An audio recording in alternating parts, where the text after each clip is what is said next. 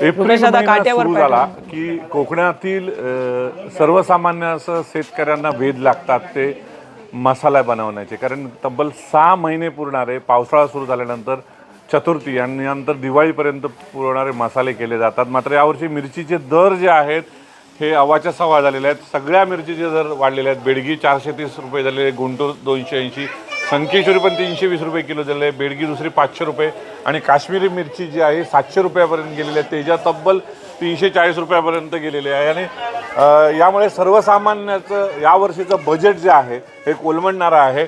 आपल्यासोबत इथले काही विक्रेते आहेत. काय सांगाल, यावर्षी मिरचीचे दर जे आहेत हे भडकलेले आहेत. साधारण यावर्षी किती दर वाढले आहेत? मागच्या वर्षीपेक्षा ह्या वर्षी मिरचीचे दर ऑलमोस्ट डबल झाले आहेत. मागच्या वर्षी आमच्याकडे 180-200 रुपयेपर्यंत बेस्ट क्वालिटीच्या मिरच्या होत्या.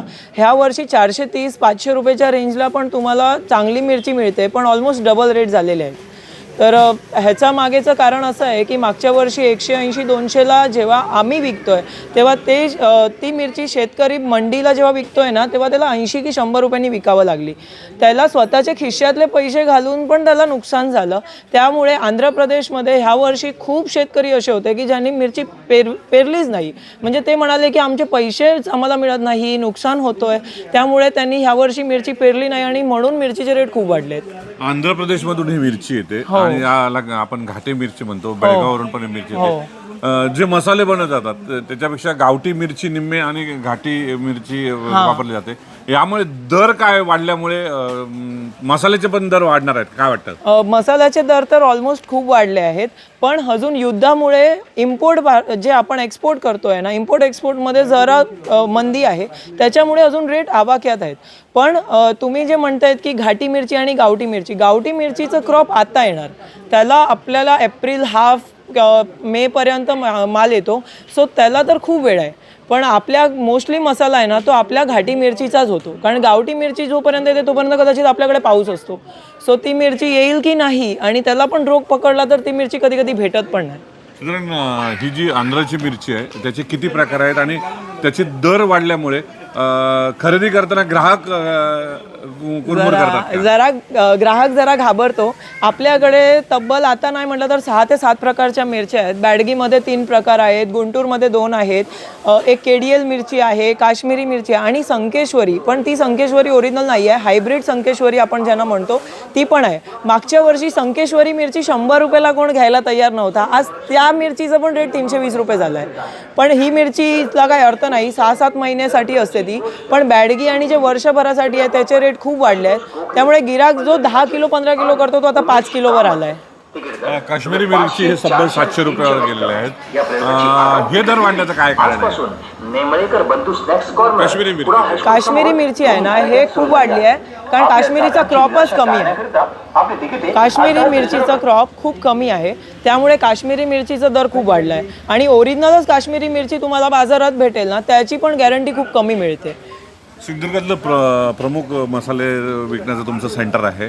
साधारण मिरची वर्षभरामध्ये विशेषतः एप्रिल मे महिन्यात किती टन अंदाजे विकता तुम्ही? आमच्याकडे ॲक्च्युली आम्ही तेवढा हिशोब कधी लावत नाही, कारण तेवढा वेळ पण नसो. पण अंदाजित आमच्याकडे 4 ते 5 टन मिरची आम्हाला फक्त 1-2 महिन्यातच लागून जाते. याबरोबर ड्रायफ्रूट्स जे आहेत याचे पण दर वाढलेले पाहायला मिळतात. अफगाणवरून येणारे सगळे पिस्ता जवळजवळ 2400-2600 रुपये किलो झालेला आहे. बदाम वाढलेला आहे. आणि हे दर किती वाढले आहेत ह्या आखाती युद्धामुळे? ॲक्च्युली इराणमधून आणि अफगाणमधून आपल्याला मोस्टली ड्रायफ्रूट्स येतात. ह्या युद्धामुळे इम्पोर्ट होत नाही आहेत आणि क्वालिटी माल मिळणं हे खूप कठीण झालं आहे. स्वस्तातला माल मिळतो आहे, कारण जुना माल जो कोल्डमध्ये वगैरे आहे ना ते माल मिळतो आहे. पण जे क्वालिटी माल आहे ना त्याचा युद्धावर खूपच परिणाम झाला आहे आणि फ्रेश माल मिळणं खूप कठीण झालं आहे. मिळतोय. तुमच्याकडे अजून काही ग्राहक आहेत.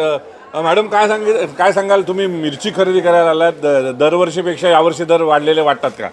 हां वाटतं. कितीने वाढले? 100 रुपयाने वाढले. 100 रुपयाने? आवाकाच्या बाहेर आहे का मिरची? तुम्ही कुठची मिरची खरेदी केली? बॅडगी, गुंटूर. किती किलो लागतो वर्षाला मसाला? मी जरा बाहेर देते मसाले बनवून.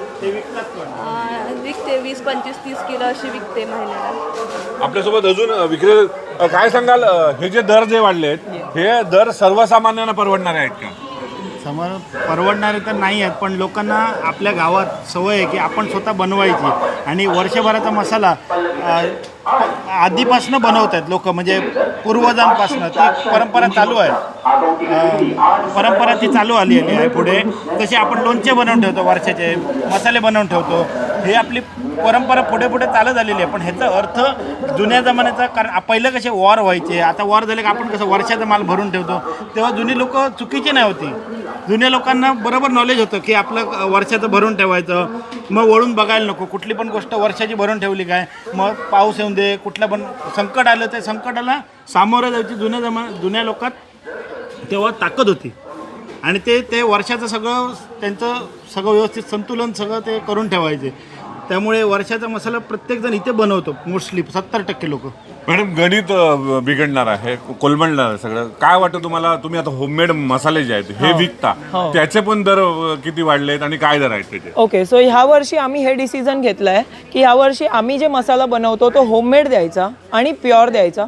आम्हाला जे प्रॉफिट मार्जिन जे पहिलं समजा 20% होतं की 25% होतं, ते आता आमच्याकडे 5% पण होत नाहीये. 100-1 रुपयांनी आम्ही किती मसाल्याचं वाढले त्याचे? दर तर खूप वाढले आहेत, पण आम्ही एवढे वाढवले नाही आहेत. काय दर कारण झालाय? आता आमच्याकडे 800 रुपयाला आहे होममेड मसाला. गेल्या वर्षी किती होता? गेल्या वर्षी 700 होता. 700 होता. हा. धन्यवाद. आपल्यासोबत होते हे मसाला विक्रेते.